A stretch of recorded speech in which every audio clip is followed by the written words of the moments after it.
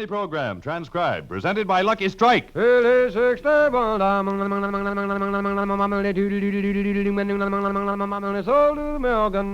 your own taste and throat be the judge. For smoothness and mildness. There's never a rough puff in a Lucky Strike. For smoothness and mildness. There's never a rough puff in a Lucky Strike. Yes, let your own taste and throat be the judge. For smoothness and mildness. There's never a rough puff in a Lucky Strike.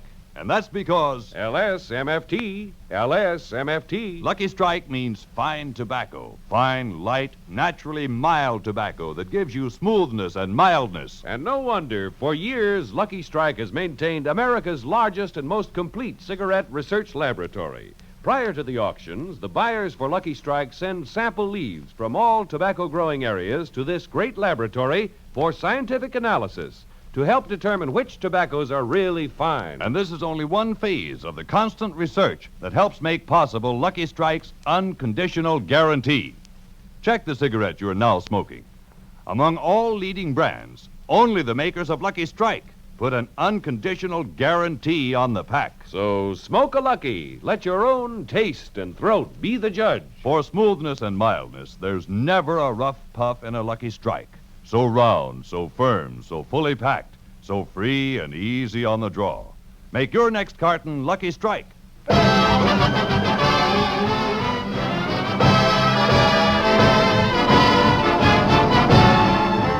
Lucky Strike program starring Jack Benny with Mary Livingston, Phil Harris, Rochester, Dennis Day, and yours truly, Don Wilson.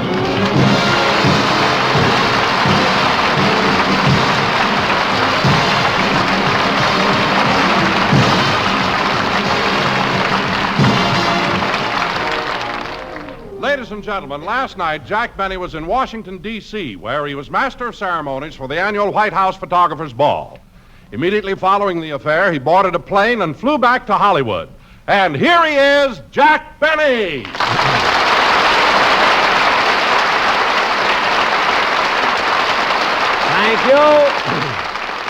Thank you. Hello again. This is Jack Benny talking. And, Don, isn't it amazing how you can travel nowadays? Late last night, I was in Washington, D.C., and at 8 o'clock this morning, I was back in Hollywood. Yes, Jack, the planes they have today really move fast. They certainly do. It only took 9 hours. But it's a good thing we got in when we did. I was so hungry, I couldn't wait till I got home and had breakfast. Well, Jack, why didn't you eat on the way in? They serve meals on the plane. Yes, I know. And there's no charge for them. I was so... What?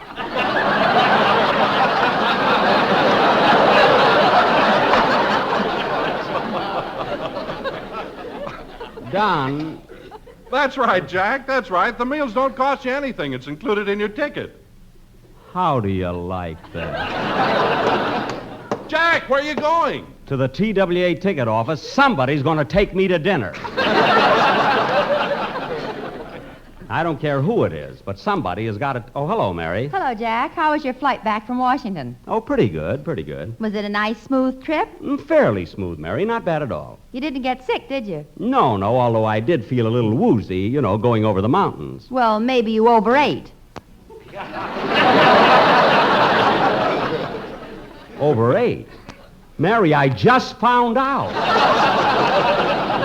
Don told me. Told you what? Never mind, I'll explain it later. Well, Jack, tell us, how was the affair in Washington? I'll bet it was pretty classy, huh? Classy? Don, you've never seen anything like it. The people I met, it was positively thrilling. Who was there, Jack? Who was there? President Truman, Vice President Barkley, General Eisenhower, General Bradley, Secretary of the Treasury Snyder, everybody. Ah, Jack, that must have been wonderful.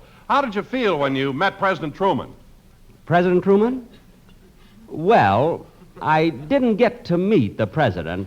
You see, on my way over to shake hands with him, I came face to face with Vice President Barkley. Oh, then you met the vice president.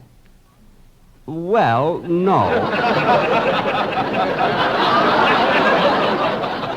Just as I was about to say hello to the vice president, General Eisenhower came in, so naturally Mr. Barkley went over to greet him. And kids, what a guy that Eisenhower is. What a personality. And so democratic. He shook hands with everybody. Well, Jack, I certainly envy you. Years from now, you'll be able to say, I shook hands with General Eisenhower.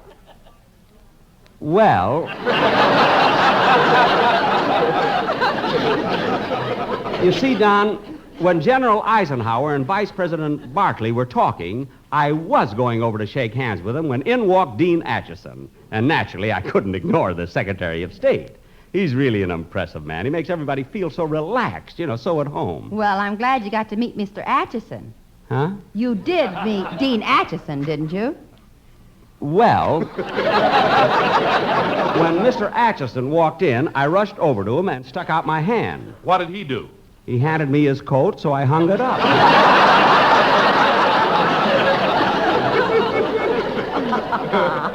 It was an awkward situation. Well, Jack, when Mr. Acheson handed you his coat, why didn't you tell him who you were? Well, I didn't want to embarrass him. You didn't want to return the tip either. Yeah. Eisenhower gave me nothing. Anyway, it was a very exciting affair, and I was certainly glad to be there. Jack, do you mean to say that with all the important people who were there, you didn't get to meet anybody? Didn't get to meet anybody. For your information, sister, I spent most of the evening talking to David Quimby. David Quimby? Who's he? Well, if you don't know who David Quimby is, I'm not going to tell you.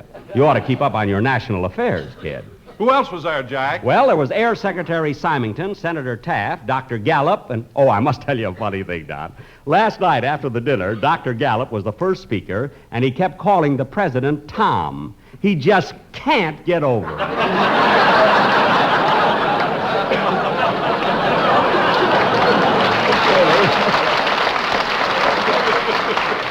It's too bad you couldn't... Hello, Mr. Benny. Oh, hello, Dennis. I was just telling Don and Mary about Washington. Washington? Yes, I was the master of ceremonies at the White House Photographer's Ball. You horn in on everything, don't you? I didn't horn in at all. I was invited. And you know who else were there? Who? President Truman, Vice President Barkley, General Eisenhower. Gosh, Mr. Benny, you're really important, aren't you? Yes, sir. I guess I am. Oh, don't be so modest. I'll bet you could go out now and get your own show.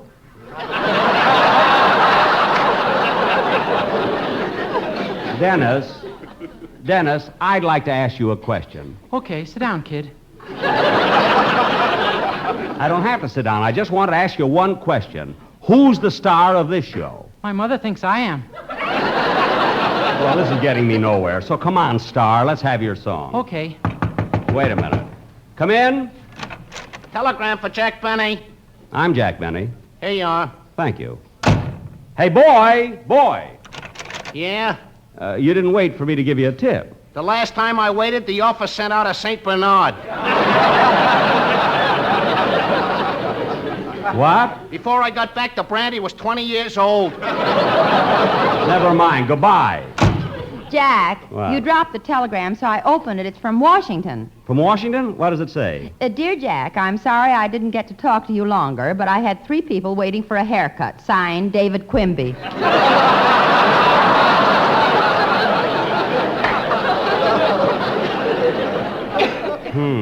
Who's he? Never mind. Sing your song. Mary, stop staring at me.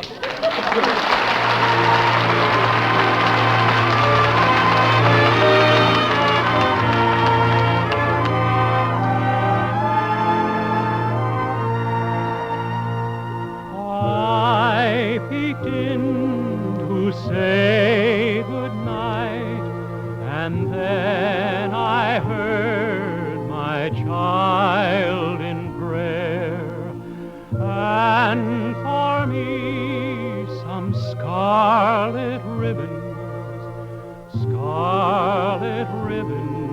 for my hair.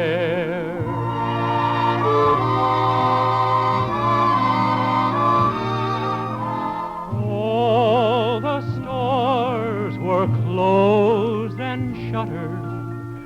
All the streets were dark and bare.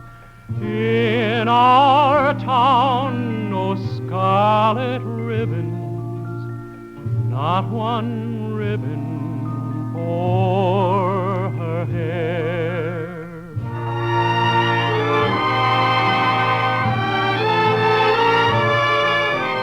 Through the night my heart was aching. Just before the dawn slept in and on her bed in gay profusion lying there. Lovely ribbons, scarlet ribbons for her hair.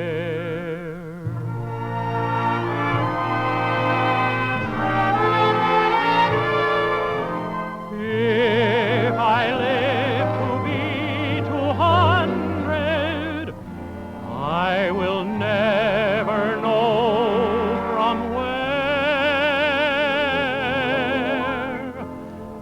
came those lovely scarlet ribbons for her.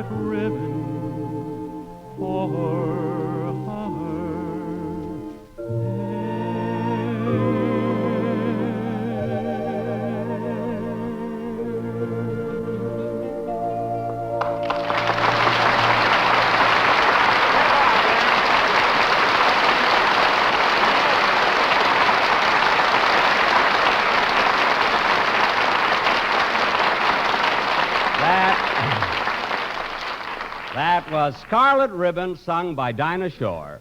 And, very good, Fanny. And now, ladies and gentlemen, for our featured attraction tonight, we're going to do a very important sketch. Dennis, you're going to be in it. You too, Mary, and Phil. Phil! Just a minute, Quimby. I'm fixing up the music for the sketch you're going to do. You're what? You heard me. I'm fixing up the music. Right now, I'm going over the trombone player's part. You? You're going over the trombone player's part? You don't know one note from another. Who has to know notes? What? I'm going over it with a damp rag. He spilled beer on it.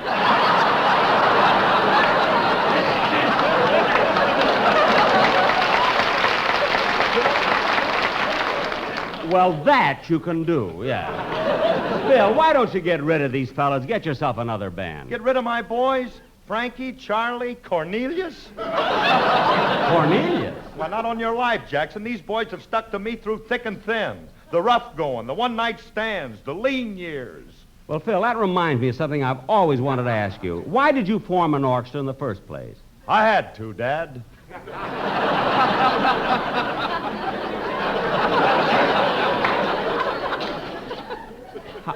You had to? I had to. I wrote a little gem called That's What I Like About the South, and no other band would touch it with a fork. With a fork isn't in here at all, you know. He added. Well, in this case, necessity was the mother of nausea. But seriously, Phil, do you mean that all of your boys have been with you right from the start? Yes, sir, Jackson, and that's why I wish you'd quit picking on them. They're conscientious musicians. They worry a lot. Worry? Sure. Now take my drummer, Sammy, up there. Only 3 months ago, he had a full head of hair.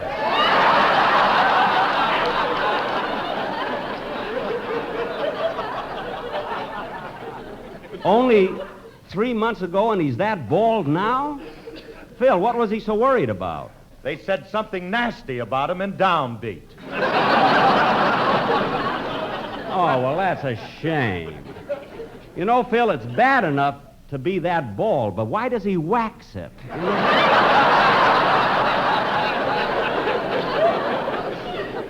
Anyway, Phil, we have a very important sketch to do tonight, and you're in it. You, Dennis, and Mary. Mary, will you hand me the scripts? They're under the table. Sure, Jack. Here you are. Thanks. And now, ladies and gentlemen, we really have a surprise for you. For our feature attraction tonight, we're going to do our version of that thrilling radio mystery series, The Whistler.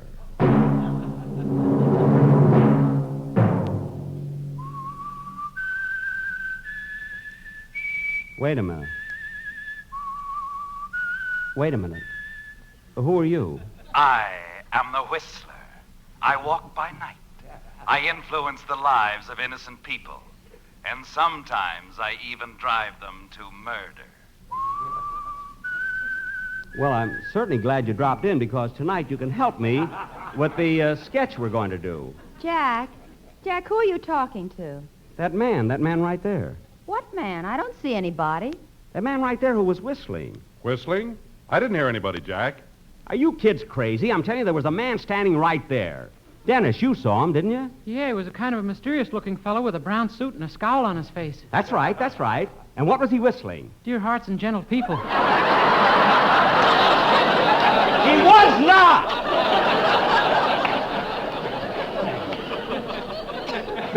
It was the Whistler's theme song. Jack, what's the matter with you? You didn't see anybody, and neither did Dennis. Well, I thought I did. Maybe it's because I got my mind all wrapped up in the play we're going to do.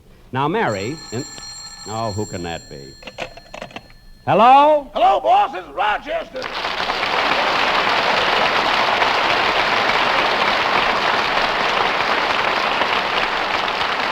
Rochester, how many times have I told you not to call me in the middle of a program? But, boss, I had to call you. I got something I think you'll like.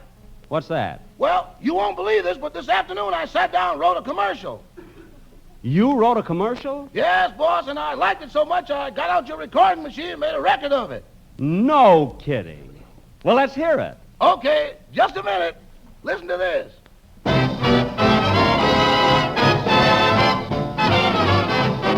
Grab your coat and get your hat. Leave your worries on the doorstep. Just direct your feet to the lucky side of the street. Light an LSMFT, and you'll never have a rumpa. Life can be so sweet on the lucky side of the street. Just let your taste tell you why. Lucky Strike you should buy, and you'll say me, oh my. What smoothness and mildness. Yes, it's LSMFT. Lucky Strike means fine tobacco. Just direct your feet to the sunny side of the street. Oh, hey. Ba-ba-ba-ba, ba-ba-ba-ba-ba-ba, ba-ba. Oh, what mildness and smoothness. Yes, it's LSMFT. Lucky Strike means fine tobacco. Just direct your feet to the lucky, I said the lucky, I mean the lucky side of the street.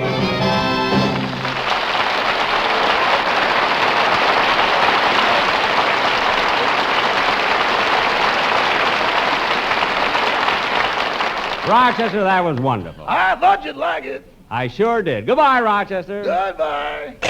Gee, fellas, I wish you could have heard the wonderful commercial Rochester sang to me over the phone. Can we use it on the program sometime? Sure, it's great. Now, where were we? You're getting ready to do that play, Jackson. Oh, yes. Ladies and gentlemen, we now offer you our version of that blood-curdling, thrilling radio murder mystery, The Whistler.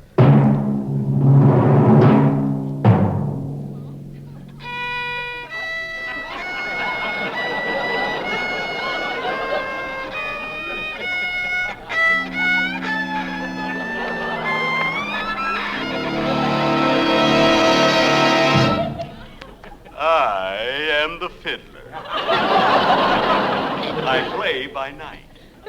I influence the lives of innocent people. I even drive them to murder.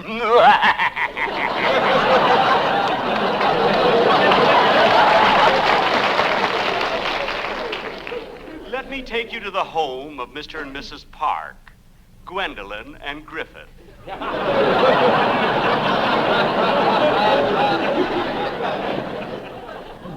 As we look in on them, it's morning, and the sun is coming through the window. Nothing can stop that California sun. Mr. and Mrs. Parks are having breakfast. They are happy, but not for long. For I am the fiddler.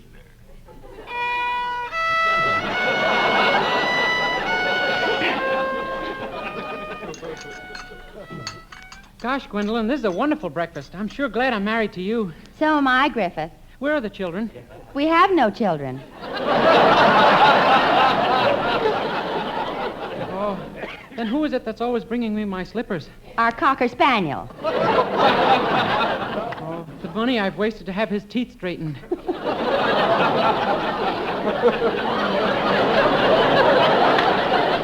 Griffith, I have a surprise for you. My mother's coming to live with us. Oh, Bully, that's wonderful. See, they're happy. But I'll change that. Gwendolyn, when is your dear darling mother coming? Tomorrow. Oh, I'm glad you told me in time. Now I can buy her a present. I wonder what I should give her. Why don't you give her a hit on the head? Oh, no, Gwen, your father gave her that last year. What did you say, dear? I just answered your question. But I didn't say anything. Oh, I thought you did. You see? I have them confused already. Well, I better finish my breakfast. Yes, here's a great big bowl of cereal. Wait, I'll pour the cream on it for you.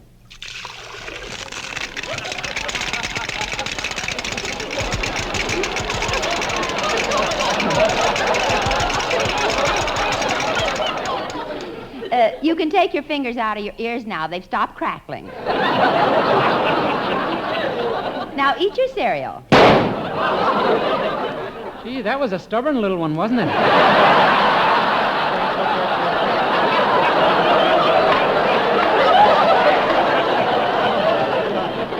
It certainly was, darling. Darling. Come on, slug her with something. I've got other homes to break up. What did you say, Griffith? Oh, I didn't say anything. My mouth was full of the breakfast of champions. Well, I better finish my breakfast and hurry to the office. Yes, Griffith. Hurry to your office. While your wife, Gwen, waits at home for her sweetheart, the milkman. She adores him.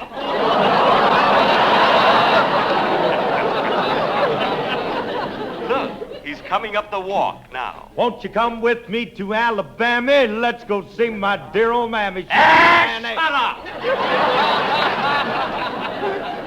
That song drives me nuts. All right, knock on the door. She's waiting for you. Hello, baby. Hello, Clyde. I've been waiting for you.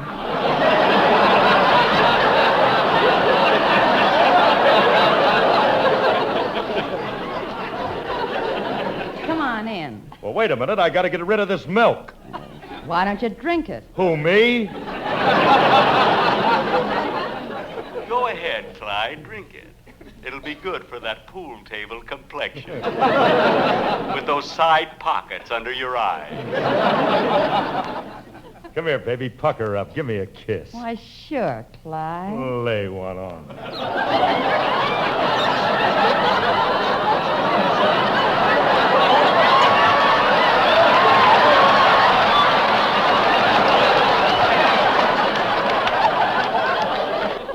I really thrilled you, eh, baby?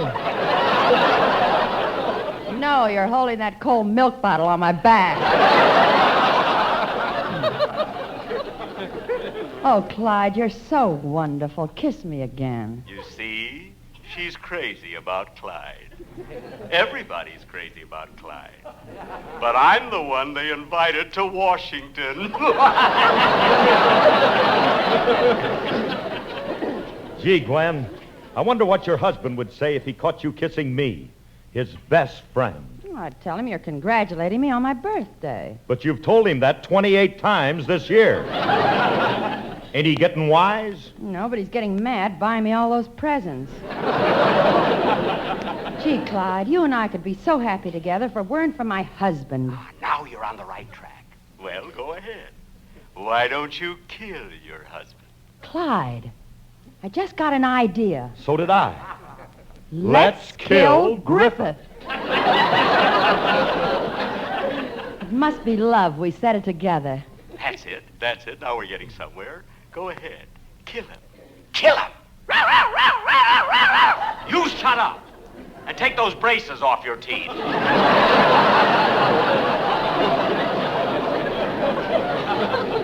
Gwen, I know how to kill your husband. How? Let's open the window and smog him to death.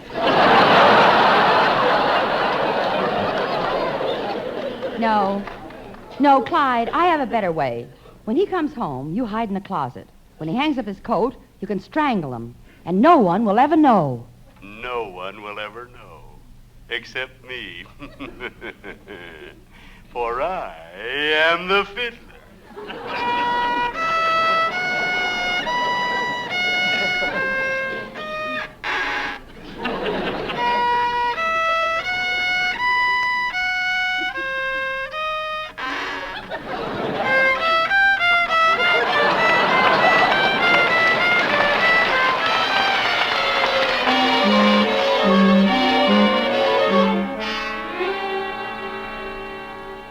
And now it's evening. The office is closed, and Griffith, the unsuspecting husband, is walking home without a care on his mind. Gee, it'll be nice to get home to my loving wife, Gwendolyn. I feel sorry for her. She's alone all day. Are you sure she's alone? Of course I'm sure. About twice a week, our best friend Clyde drops in, but that's only on her birthday. Don't be a fool.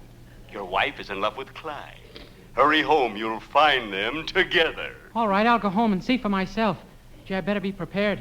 Happy birthday to you! Happy birthday to you!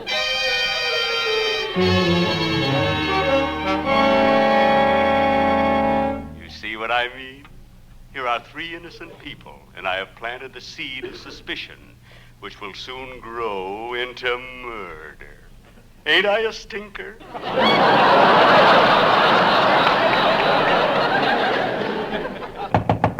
Oh, pardon me. Come in. Mr. Benny? Yes? I'm from TWA. Here's a sandwich and keep your big mouth shut.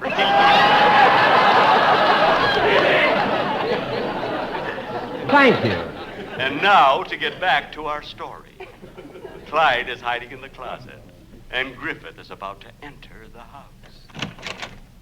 Darling, you're home early. Yes, Gwendolyn. Stop stalling. Ask her about Clyde. Go on, ask her. Huh? Ask her about Clyde. Darling, was Joe here? Not Joe. That was yesterday. It's Clyde today. Now, come on, Griffith, come on. You gotta get murdered. And hurry up or we'll be in the middle of Amos and Andy. Go on, open that closet door. No, I don't want to. I'm afraid. Come on, don't be a coward. Open that closet door. No. Go on, put your hand on that knob. That's it. Now turn it. Good. Now open the door. Won't you come with me to Alabama? There we'll meet my dear old mammy. She's frying eggs. Ooh! Griffith, you shot him. No, Gwen, I didn't shoot him. Well, somebody did. I wonder who.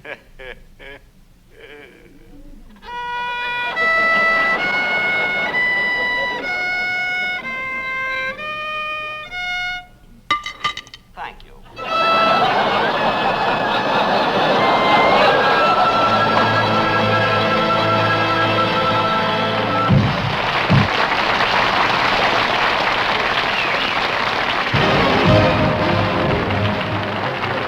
Jack will be back in just a moment, but first... Let your own taste and throat be the judge. For smoothness and mildness, There's never a rough puff in a Lucky Strike, and that's because... LSMFT.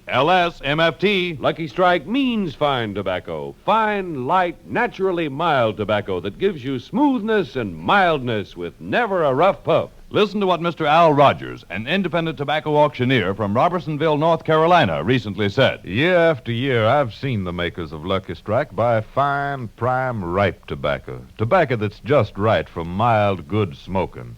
I've smoked Lucky's for 10 years. Millions of smokers, including the famous screen star Hedy Lamarr, take a tip from the experts and smoke Lucky Strike. Just recently, the glamorous Hedy said, "A good cigarette is like a good movie, always enjoyable. That's why it's Lucky's for me." For your own real deep-down smoking enjoyment, light up a Lucky. Let your own taste and throat be the judge. For smoothness and mildness, there's never a rough puff in a Lucky Strike. Get a carton today.